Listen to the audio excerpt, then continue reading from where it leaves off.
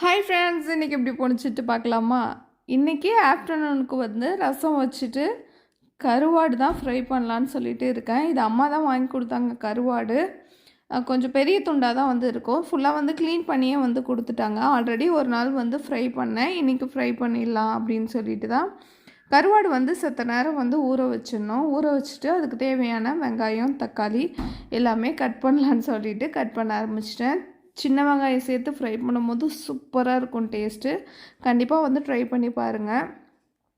கருவாடும் நல்லா வந்து ஊறிட்டு பாருங்கள். நல்லா ஊறினா தான் அதில் உள்ள மண்ணும் நல்லா க்ளீன் பண்ண முடியும். 2 தாட்டி நல்லா சுத்தமாக வந்து வாஷ் பண்ணி எடுத்து வச்சுருக்கேன். இப்போ ரசம் வச்சுட்டு அப்படியே அதே தவாலே வந்து கருவாடியும் வந்து ஃப்ரை பண்ணிடலாம் அப்படின்னு சொல்லி தான் இருக்கேன். இன்றைக்கி வந்து மிளகு ரசம் தான் வந்து வச்சுருந்தேன்.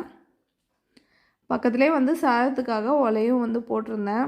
நம்ம ரசம் வைக்கும் போது லைட்டாக பெருங்காயத்தூள் வந்து அந்த நம்ம தாளிப்போம்ல கடுகு, பட்டை மிளகாலாம், அப்போ வந்து பெருங்காயத்தூள் கொஞ்சமாக போட்டு ரசம் வச்சோன்னா டேஸ்ட் வந்து சூப்பராக இருக்கும். இப்போ கருவாடும் செய்ய ஆரம்பிச்சிடலாம். அடுப்பில் வந்து வானல் போட்டு எண்ணெய் ஊற்றி கடுகு, பெருஞ்சீரகம் சேர்த்துட்டு பொரிஞ்சோடனே சின்ன வெங்காயம் சேர்த்து நல்லா கலர் சேஞ்ச் ஆகிற அளவுக்கு வதக்கிக்கலாம்.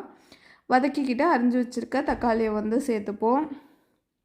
இப்போ தக்காளியும் வெங்காயமும் நல்லா வந்து வதங்கிட்டு இந்த ஸ்டேஜில் நம்ம சுத்தம் பண்ணி வச்சுருக்க கருவாடை வந்து சேர்த்துக்கலாம்.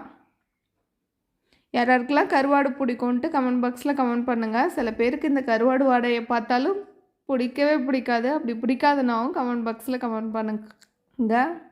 அப்புறம் மஞ்சள்தூள், மிளகாய்த்தூள் காரத்துக்கு தகுந்த மாதிரி போட்டுட்டு ஒரு கிளாஸ் அளவு தண்ணி சேர்த்து நல்லா மிக்ஸ் பண்ணி விட்டுட்டு மூடி வச்சிடலாம். உப்பு வந்து தேவையில்லை. ஆல்ரெடி கருவாடிலே உப்பு போட்டு தான் வந்து காய வச்சுருப்பாங்க. உங்களுக்கு பத்தலைனா மட்டும் உப்பு வந்து போட்டுங்க. இப்போ தண்ணியெலாம் சுண்டி நல்லா வந்து வெந்துட்டு ஒரு 2 நிமிஷம் மட்டும் இருந்தால் போதும். சூப்பராக வந்து கருவாடு வந்து ரெடி ஆகிடும். ஒரு 2 நிமிஷத்துக்கு மூடி போய்ட்டு லவ் ஃப்ளேமில் வந்து வச்சிடலாம்.